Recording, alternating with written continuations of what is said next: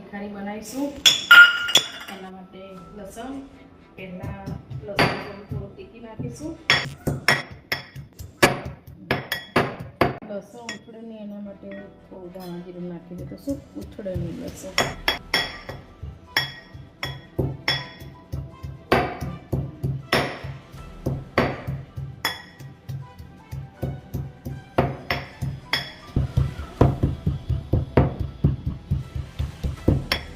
આ રેસીપી ફટાફટ બની જાય.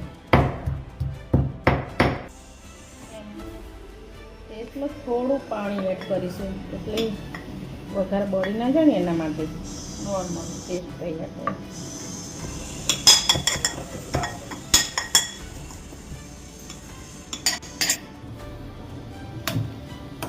ગેસ ચાલુ કરી દો.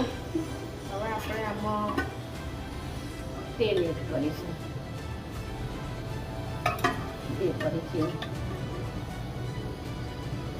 હવે તેલ ગરમ થાય ત્યાં સુધી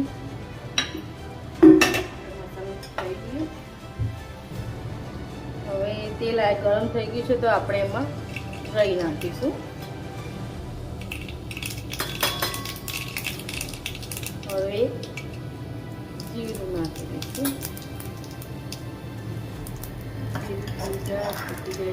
પછી આપણે જે પેસ્ટ તૈયાર કરીશું ને એ એડ કરીશું.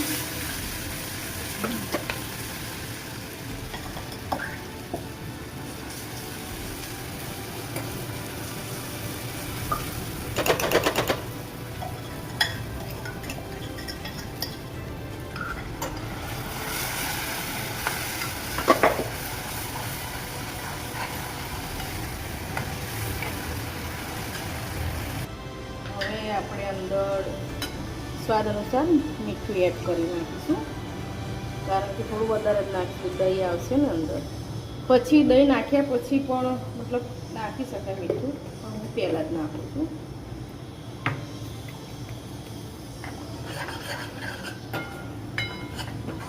હવે ગેસને બંધ કરી નાખીશું, પછી દહીં નાખીશું એટલે દહીં ફાટી ના જાય.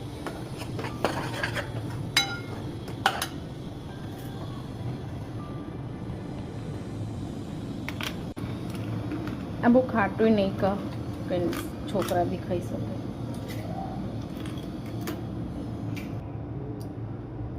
દહીં એડ કરી નાખવાની અંદર આપણે.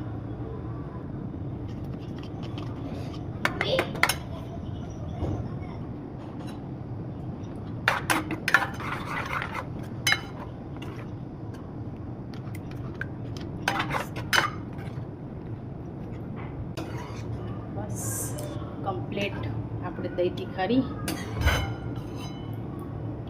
ફ્રેન્ડો, કોને દહીં તીખારી બહુ જ ભાવે છે એ કોમેન્ટ કરજો, કહેજો. કમ્પ્લીટ